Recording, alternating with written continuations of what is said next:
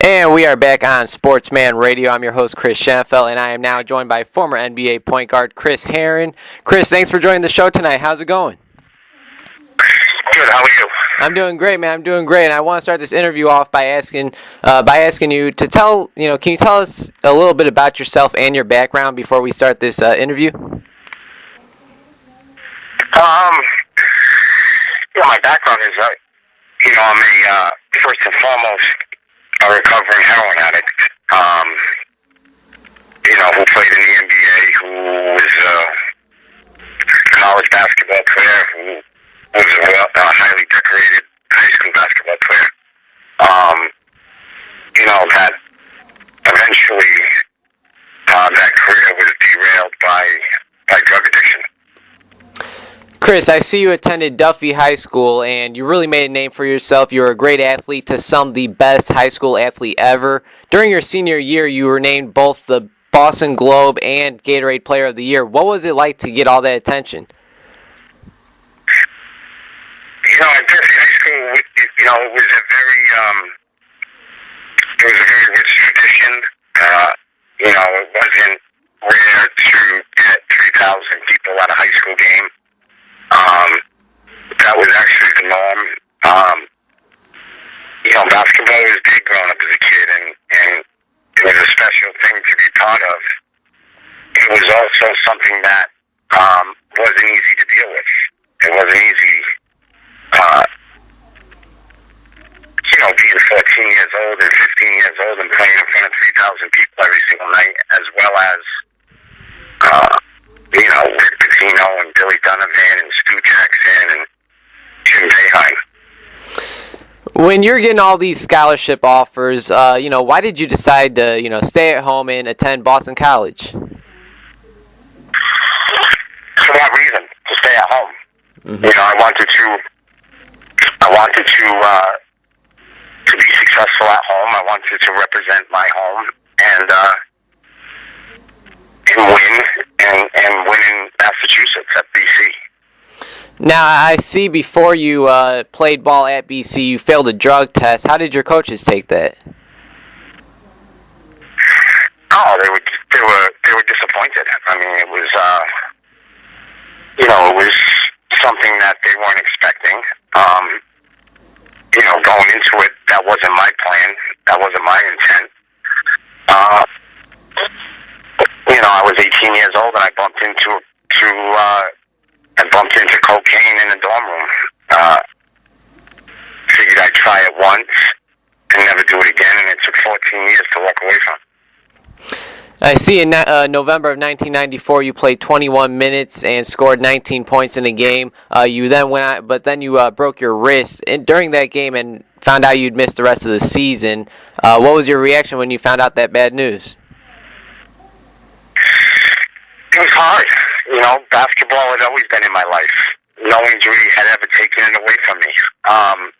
It was always part of who I was, and to be without it, it was difficult.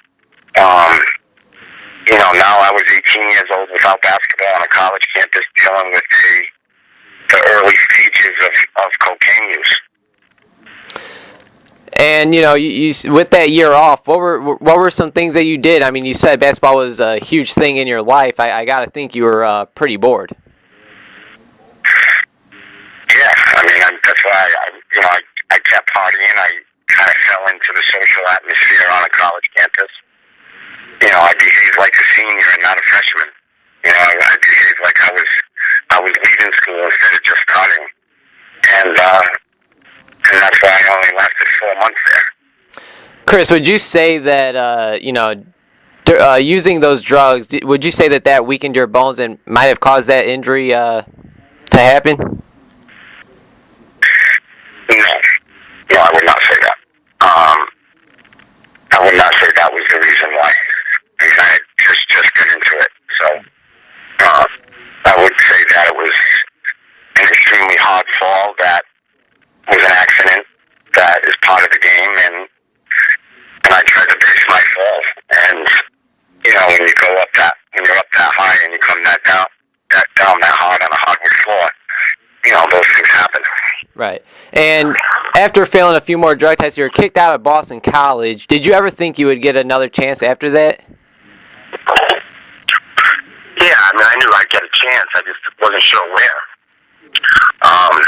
I wasn't sure, if the schools that were recruiting me would ever come back. And most didn't. And finally, Jerry Tarkanian at Fresno State offered me a second chance. I jumped on a plane, I flew out to Fresno, and I started over.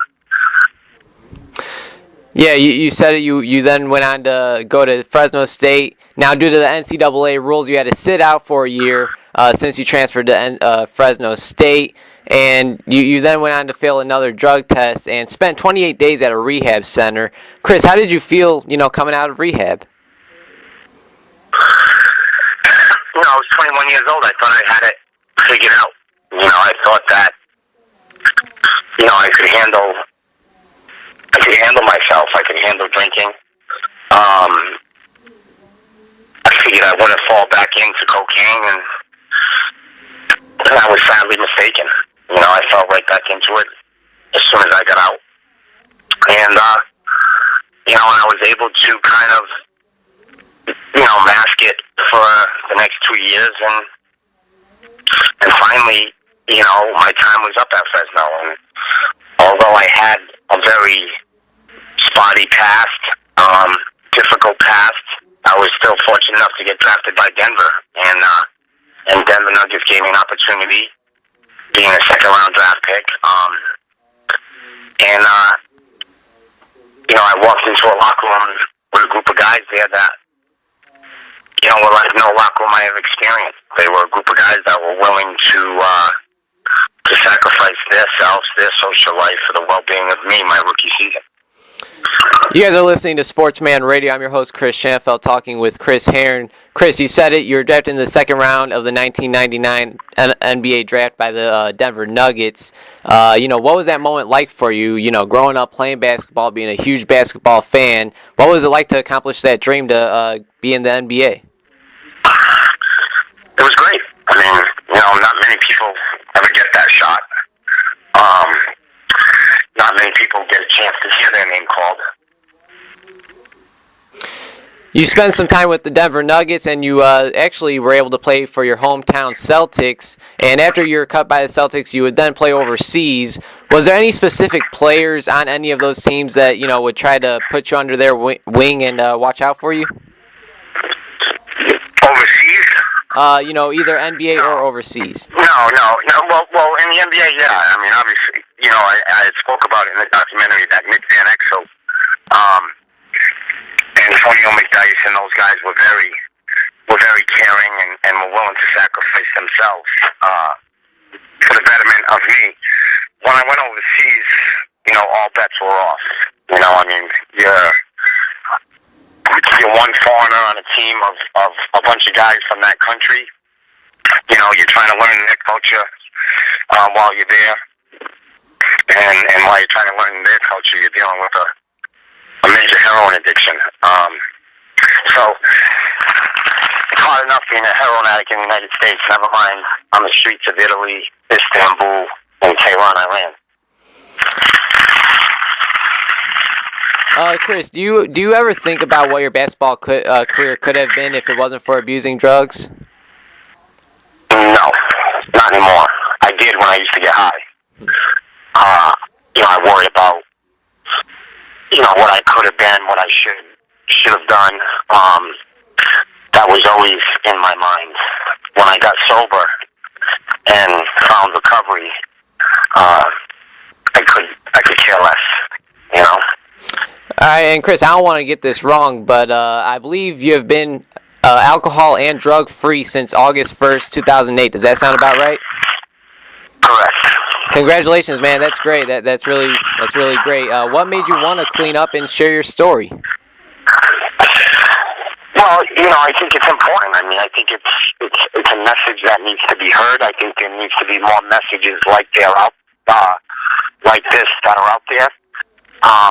The easy road for me would be to get sober and to never look back. But I think kids need to hear it. I think kids need to understand that, we all start with smoking blunts and drinking beers. Some come from better backgrounds than others. Some blow bigger opportunities than others. But we all start off at the same page. We all start off thinking never me, thinking, I'll never take it a step further. So to me, I've dedicated, most of my life right now to going around and sharing this message with not only teenagers, not only with high school kids, but colleges and professional athletes and rookies. Yeah, I mean, I hear all the time, I actually think you have an event tonight. You're going to be going somewhere speaking. I know you're always around the NFL and NBA. That's just some great things. And, Chris, do you mind telling us what you're doing now with Hoop Dreams, hoopdream.com, and Project Purple? Yeah, Hoop Dreams is, it's my basketball development company. We train kids. I started it almost 4 years ago. And, it's about,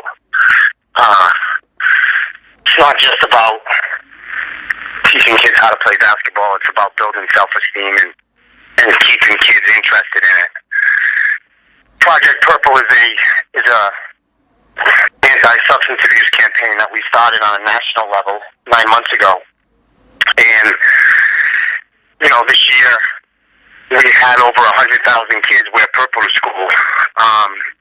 And as a former athlete who wore pink for breast cancer, I just feel that there's a need and a place for athletics to step up and get other messages out there. So purple was the color. And, we've been fortunate to have guys like, the Duke coaching staff, Billy Donovan, Matt Painter at Purdue, Illinois, Gonzaga, all participate in this. And this year, Virginia Tech will change their uniforms purple, and the Kansas City Royals will wear purple hats. And it's just all about getting a message out there to our kids and to say, no matter what, you're worth it. And no matter what, don't change it. Don't change who you are for anybody. And Chris, where could we get those Project Purple T-shirts from? We have them on our website, goprojectpurple.org. You can go to the herrenproject.org, at hoopdreams.com. The websites are all linked together. You can also go to $1 Million Ballers, and they have Project Purple shirts as well. So there's a couple of places where you can check out and pick the ones you like. All right, sounds good, because I'm certainly going to, you're supporting me by coming on the show. I'm definitely going to have to support you, and it's for a great cause. I'm certainly going to get one. Chris, once again, I really appreciate your time tonight. Before I let you go, I have just a few fun, quick questions for you. Does that sound all right? Yeah, sure. All right, Mr. Chris Herren, what is your favorite TV show and movie? Favorite TV show? I'm big on Gold Rush. I'm big on Duck Dynasty. I'm big on those reality shows where it shows personalities and hard work and the hustle, like Gold Rush, like, Duck Dynasty. Breaking Bad was a show that I'm a big fan of. My favorite, what was the other one? Favorite movie. Favorite movie? Oof, that's big. I would say one of my favorite movies, definitely in my top 5, would be Cool Hand Luke. Old school. Braveheart would be up there.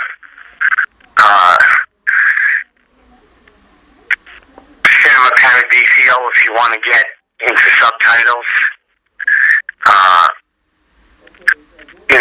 It's A Beautiful Life, if you want to keep it in subtitles and in Europe. But those are some of my top choices.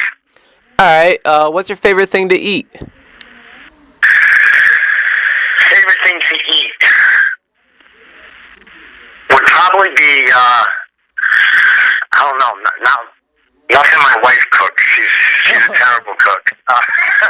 Usually when I interview people, they always say anything my wife cooks. Now, from Chris, we're getting nothing. Totally opposite. Totally opposite. Probably some grinder shop right in Fall River called Marzilli's. I was raised on it. It's a sub shop. We call them grinders, and I grew up on it, and that's been my spot since I was a kid. All right, Chris, except for basketball, what is your favorite sport? Boxing. By far. All right, by far. If you can meet any famous person, who would that be? If I can meet any famous person, who would that be? I would have to go with the president. All right. I would have to go with President Obama. All right, and I see you're on Twitter at @C_Herren. Why do you make it important to connect with your fans? I make it important because when I leave schools, kids reach out, and it's a way they can get to me and contact me. So it's important for me to be available once I leave. I walk into a school, I talk about my story, and hopefully inspire kids to share theirs. I think I'd be a phony if I didn't have opportunities for them to get to me. So that's one place that they can find me on. That's great. And last but not least, Chris, what is something about Chris Herren that many people don't know? Man, you're coming strong tonight with me. I'm going to say I'm an extremely spiritual person. I don't share that often when I speak because I don't want to impose my spirituality or my faith on others. But I rely heavily on my faith in order to stay sober one day at a time, Yeah, hey, I understand. And Chris, I really appreciate your time tonight, man. It really was a pleasure to, get a chance to speak with you and hear your story from your point of view. And Chris, once again, I really appreciate it. Before I let you go, is there anything you'd like to plug on the air for myself and our listeners? No, man, I'm not much of a plugger, but, I appreciate the time. I appreciate you taking time to talk about a subject like this. So thank you. Thank you for covering it. Thank you for getting the message out there, and I truly appreciate it. Hey, Chris, it was my pleasure, and hopefully we can stay in touch and have you on again in the future. All right, take care, brother. All right, take care.